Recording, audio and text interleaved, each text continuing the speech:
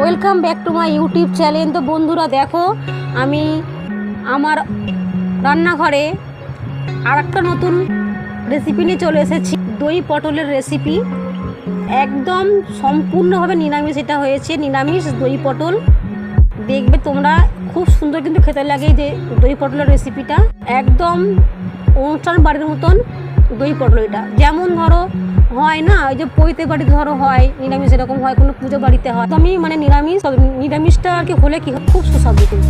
ভালো লাগলে তোমরা লাইক কমেন্ট শেয়ার করে দিও আর সাবস্ক্রাইব করে দিও। আমার পাশে থেকো, সঙ্গে থেকো তোমরা বন্ধুরা, যে আমি কিভাবে রান্নাটা করছি।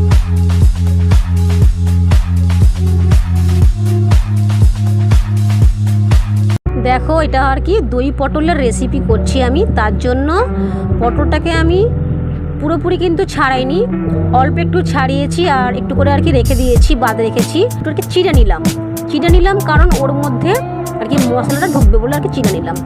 তোমরা এবারে দেখো যে এই দই পটলের জন্য কি কি আমার উপকরণগুলো আছে। এখানে দেখো উপকরণগুলো আমার এখানে আছে।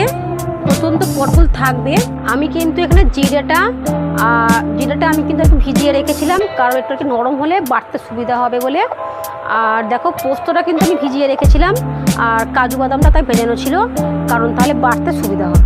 তারপরে হলো পোস্ত আর হলো কাজু বাদাম বাটা, আর এটা আর একটা আছে বাটা, ওটা হলো গোটা জিরে আর হলো আদা আর কাঁচা লঙ্কা বাটা। আর দেখো যেসব আমি আর কি বেটেছি, আমি কিন্তু পুরোপুরিটা আর কি শিলের মধ্যে কিন্তু বেটেছি। আমি কিন্তু শিল নোড়াতে আর কি বেটে রান্না করা খুবই আর কি পছন্দ করি।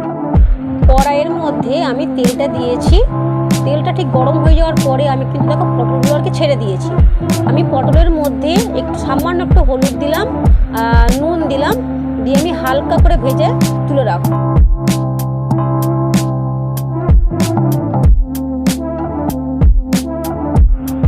দেখো কড়াইয়ের মধ্যে তেলটা গরম হয়ে যাওয়ার পরে আমি কিন্তু ফোড়নের জন্য ব্যবহার করেছিলাম শুকনো লঙ্কা, তেজপাতা আর হলো কালো জিরে। তারপরে আমি প্রথমে দিয়েছিলাম আদা আর গোটা জিরে বাটাটা দিয়েছিলাম। তারপর কষতে আমি দিলাম কি একটু সামান্য নুন দিলাম, কারণ নুনটা দিলে তাহলে ছিটকানো একটু কম হয়। তারপরে দিয়েছিলাম হলো কষার পরে যখন দেখলাম একটু তেল বেশ বেরিয়ে গেছে, আমি তখন কিন্তু দেবো আর কি। তারপরে আমি দেখো একটা বাটির মধ্যে সামান্য একটু আর কি লঙ্কা গুঁড়ো নিয়েছি, একটু হলুদ গুঁড়ো নিয়েছি আর ধনিয়া পাউডার নিয়েছি, নিয়ে আমি একসাথে পেস্ট বানিয়ে আমি তেলের মধ্যে দিয়ে ভালো করে কষবো। যখন কষে যখন দেখবে আর কি তেলটা বেরিয়ে এসছে, তারপরে কিন্তু আমি দেব পোস্ত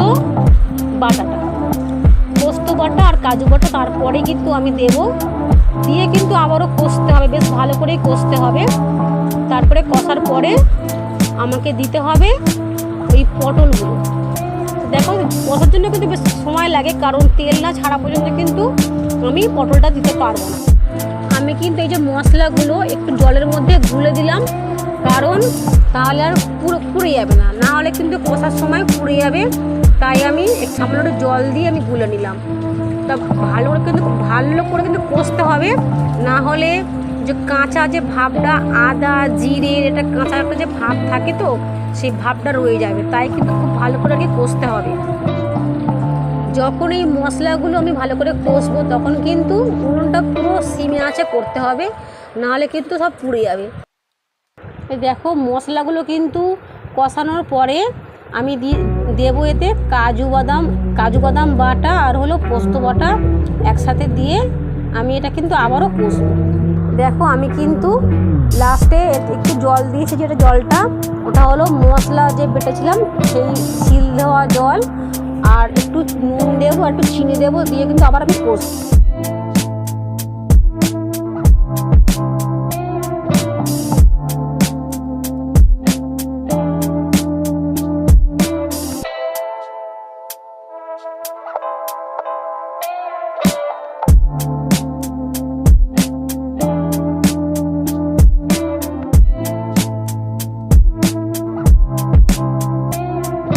মশলাটা ভালো করে কষার পরে আমি কিন্তু এতে দিয়ে দেবো পটলটাকে দিয়ে ভালো করে কষবো। দেখো আমি ভালো করে কষবো পটলটাকে দিয়ে। কষার পরে একটু আর কি ঢাকা দেবো, কারণ ঢাকাটা না দিলে পটলটা তো আর কি সিদ্ধ হবে না, তাই ঢাকা দেবো। নুন দিয়েছি, সামান্য পরিমাণে নুনও দিয়েছি।